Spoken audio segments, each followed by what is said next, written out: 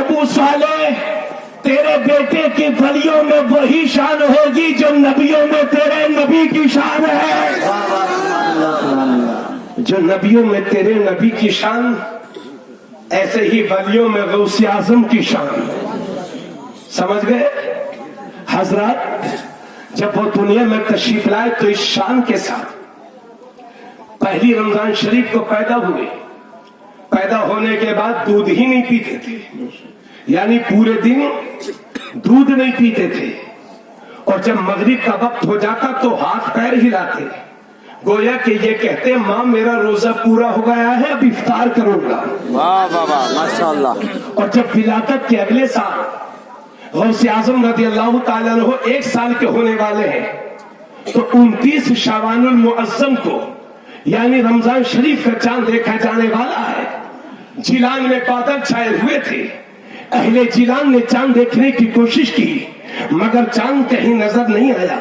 تو یہ بات غوث اعظم کے بچپن ہی میں شہرت کر گئی تھی کہ سیدوں کے گھر میں ایک ایسا بچہ پیدا ہوا ہے جو رمضان شریف میں دن میں دودھ ہی نہیں پیتا ہے. سبحان اللہ. اہل جیلان گئے غوث اعظم کے گھر. سب نے فیصلہ کیا چلو سیدوں کے گھر چلتے ہیں، پوچھتے ہیں کہ اس بچے نے دودھ پیا ہے کہ نہیں. تو سب چلے میرے غوث کے گھر. آپ کی ماں سے کہتے ہیں سیدہ آج شعبان کی 30 تاریخ ہے، یا رمضان شریف کا پہلا روزہ ہے، آج رمضان المبارک کی پہلی تاریخ یا شعبان کی 30 تاریخ ہے. تو آپ کی ماں فرماتی ہے لوگوں نہیں، شعبان کی 30 تاریخ نہیں ہے بلکہ شعبان کا مہینہ ختم ہو چکا ہے اور آج پہلا روزہ ہے، رمضان المبارک کے مہینے کی آج پہلی تاریخ ہے. تو اہل جیلان کہتے ہیں سیدہ آپ یہ دعویٰ کیوں کرتی ہیں کہ آپ نے چاند دیکھا ہے کیا جو آپ دعویٰ کرتی ہیں؟ تو میرے غوث کی ماں فرماتی ہے اے جیلان والوں میں نے چاند تو نہیں دیکھا ہے مگر اتنا ضرور دیکھا ہے کہ آج صبح سے میرے چاند نے دودھ نہیں پیا ہے. وہ غوث اعظم اب اوپر والا دیکھیے اور نیچے والا دیکھیے. تو وہ بچپن میں روزہ نہیں چھوڑتے تھے اور یہاں 55 میں رکھنے کے لیے تیار نہیں ہے. تو بھائی 80% لوگ روزہ نہیں رکھتے ہیں اور مردوں سے زیادہ روزے تو عورتیں رکھتی ہیں. ہاں اللہ کا شکر ہے. کیوں حضرت روزہ نہیں رکھتے لوگ؟ اور اگر ان سے کہو بھائی روزہ کیوں نہیں رکھتے تو جیب سے نکال کے دوائی دکھاتے ہیں. بولے حضرت صاحب گیس بنتا ہے. اور 1-2-4 لوگ تو مجھے ایسے ملے بولے حضرت میں نے کہا بھائی روزہ نہیں ہے تو بولے حضرت نہیں ہے. تو میں نے کہا رکھ لینا چاہیے. بولے ہاں حضرت میں بھوک تو برداشت کر لیتا ہوں مگر بیڑی کے بغیر میری زندگی نہیں گزر بسر ہوتی. ایک بیڑی کے خاطر جو اللہ کے دین کے فرض کو پس پشت ڈالتا ہو یہ حالت ہو گئی ہے. اگر مسلمانوں اپنی قسمت پہ ناز کرو کہ دنیا میں دھرم تو بہت ہے، اربوں کی آبادی ہے پوری دنیا کے اندر، مگر اللہ نے روزہ کسی قوم کو دیا ہے تو وہ قوم مسلم کو دیا ہے. مگر یہ روزہ رکھنے کے لیے تیار نہیں. یہ ہمارے گاؤں میں ایک لڑکا ہے پورے دن مزدوری کرتا ہے، محنت کرتا ہے، ہاں پورے دن کھیت میں کام کرتا ہے، لیکن گرمی کے عالم میں لڑکوں نے مجھے بتایا کہ اس کا روزہ نہیں چھوٹتا. یہ حال ہے. اللہ کے ایسے نیک بندے ہیں میرے بھائیوں. اور بھی اس طرح کے لوگ ہر گاؤں دیہات شہر میں ہوں گے کہ جو روزہ نہیں چھوڑتے. اگر اسلامی حکومت ہوتی تو روزے کے مہینے میں کھلم کھلا کھانے والوں کی سزا موت ہوتی، موت. اس لیے ہوش میں آ جاؤ مسلمانوں. جس طرح سے اللہ نے تم پر نماز فرض کی ہے اسی طرح سے پورے سال میں 1 مہینے کے روزے اللہ نے تم پر فرض کیے ہیں. بیدار ہو جاؤ. اگر اللہ کی نافرمانی اسی طرح سے کرتے رہے تو میرے رب کی رحمت روٹھی رہے گی. آج مسلمان جو ذلت کا شکار ہے اس کی واحد وجہ یہ کہ ہم نے اپنے رب کے فرمان کو اور رسول اللہ کے فرمان پر ہم نے عمل نہیں کیا. और लगे हाथों एक बात अर्ज कर दूं, आप चाहे तो बुरा मान सकते हैं भाई, आपको यह हक है। आप चूंकि क्या धान करते हैं क्या रमजान शरीफ में? गेहूं? असल में हमें भी पता नहीं गेहूं कब होता, धान कब होता। धान गेहूं कटते हैं रमजान शरीफ में। कभी मौसम ऐसा भी आता होगा कि धान भी कटते होंगे। लोग खेत में जाते हैं, रोजा छोड़ते और उसके बाद खेत में काम करते हैं। उनसे पूछो रोजा क्यों नहीं रखा? बोले हजरत वो गेहूं उठा लेते, धान उठा लेते, फसल उठा लेते। ये उज़्र शरीयत को मंजूर नहीं है, ये कोई उज़्र नहीं है। हमने ऐसे अल्लाह के नेक बंदे भी देखे जो दुनिया का कोई भी काम छोड़ सकते हैं मगर अल्लाह का दिया हुआ रोजा नहीं छोड़ते। इसलिए ऐसे वाले मुसलमान बनने की जरूरत है। बात आ गई थी तो मैंने अर्ज किया, सोचा कि आपके लिए अर्ज कर दूं। गांव देहातों में पता नहीं चलता कि रमजान शरीफ चल भी रहा है कि नहीं, है ना।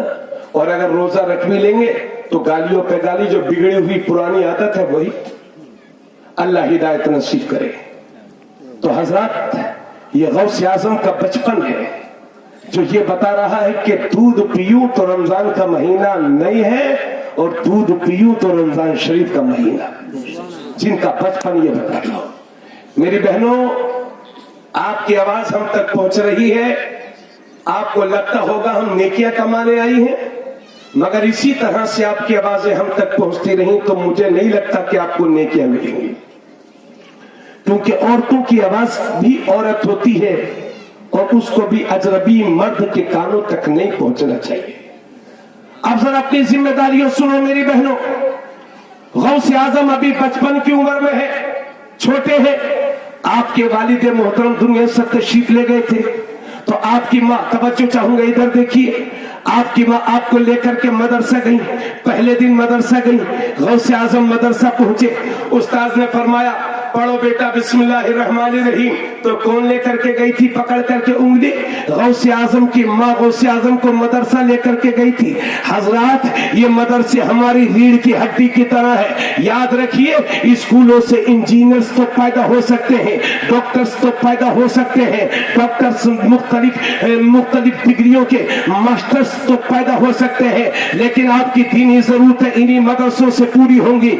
ये मदरसे आपकी रीढ़ की हड्डी की तरह है। अगर भारत में ये मदरसे कमजोर हो गए तो हिंदुस्तान का मुसलमान कमजोर हो जाएगा। इसलिए खून पसीने की कमाई से इन मदरसों पर कभी दाग मत लगने देना। इन मदरसों को आगे बढ़ाने की मुकम्मल कोशिश करना। तो गौसे आजम की माँ है, पहले दिन मदरसा लेके गई।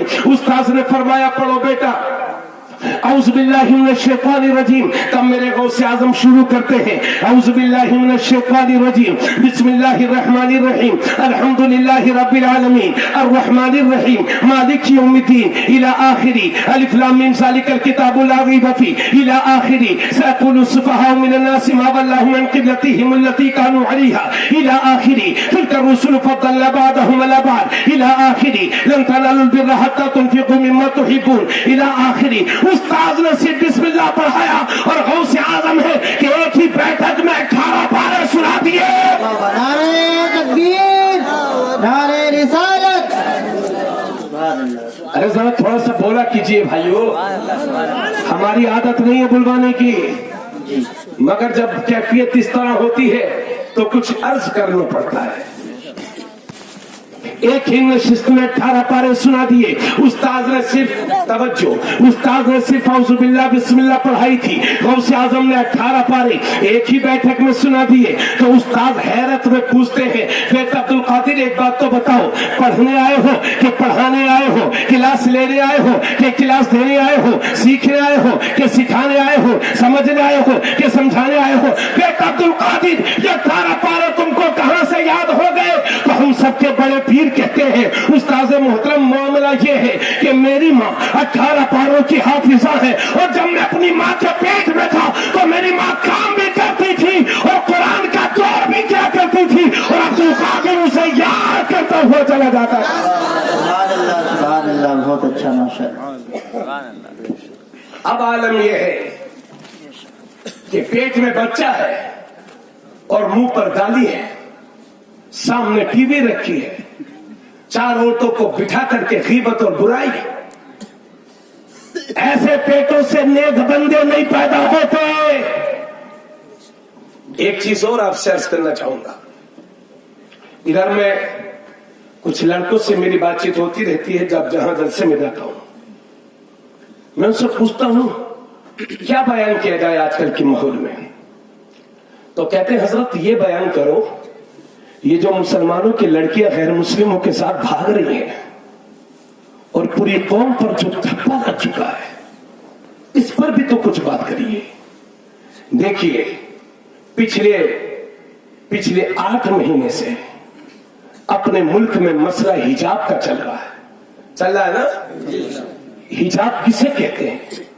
हिजाब ये एक अरबिक लफ्ज है जिसका माना पर्दा होता है। पर्दा इंडिया की मीडिया, कर्नाटक के हाई कोर्ट तक ये बात पहुंची और अब सुप्रीम कोर्ट में जेर हो रहे हैं। और इंडिया की दोगली मीडिया जो कहते नहीं थकती, उसने कहा है, इंडिया की मीडिया ने आज भी बोल रही है मीडिया कि ये हिजाब जो है ये अल्लाह का हुक्म नहीं है, ये रसूलुल्लाह का फरमान भी नहीं है, बल्कि ये भारत के मुसलमानों का आपसी कल्चर है। ये आज भी मीडिया कहती है। अब मुझे आप बताएं, हमारे घरों में, आपके घरों में शादियां होती हैं कि नहीं? बोलिए। एक जमाना वो था कि घर में जब कोई बहू आती थी तो सास महीनों, कई महीनों किसी मर्द को या औरतों को दिखाती भी नहीं थी।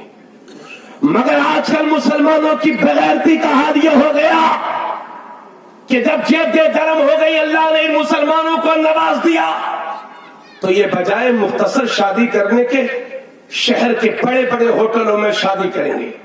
और जब वलीमा होगा तो एक तरफ लड़के को बिठाएंगे और दूसरी तरफ लड़की को बिठा के सजा के रखेंगे। इससे बड़ी बेहयाई और क्या होगी हमारी? बोलो अगर मैं गलत बोल रहा हूं तो। ये मुसलमानों के काम है। ऐसा 20 साल पहले तो नहीं था, अभी हो गया है। 10-15 साल से हम बस 10 साल से। ये तुम्हारी पहचान नहीं है मुसलमानों। और अगर मैं भी इसमें गिरफ्तार हूं तो अल्लाह मुझे भी हिदायत दे आगे के लिए, आप सबको भी। मेरे रसूल फरमाते हैं सबसे बेहतरीन शादी वो है जो कम से कम खर्च में मुनक्किद हो जाए। आज जमीनें बेच के हम शादी कर रहे हैं। बेटी के कई बच्चे हो जाते हैं, बाप के सर से कर्ज नहीं उतरता। आज गरीब खून के आंसू रोने पर मजबूर है। बेटियां जवान हो गई हैं, रिश्ते नहीं मिले और मजबूरी में उनके ये कदम जिना की तरफ भाग रहे हैं। इसका जिम्मेदार कौन है? अल्लाह, बहुत अच्छा पैगाम मुफ्ती साहब। मैं अर्ज करना चाहता हूं, ये इस वजह से है। आज जमीन है, बेच करके पोती की शादी कर लोगे, कल जब जमीनें हाथ से निकल जाएंगी तो पड़पोती और उससे आने वाली नस्ल की बेटियों के लिए जहेज कहां से दोगे? इसलिए, और ये भी तय है कि आपकी बेटी मेरे घर आएगी, मेरी बेटी आपके घर जाएगी। किसी पंडित के यहां थोड़ी हमारे बच्चों की शादी होगी। तो फिर क्यों हम अपने हाथों से अपने पैरों पर कुल्हाड़ी मार रहे हैं?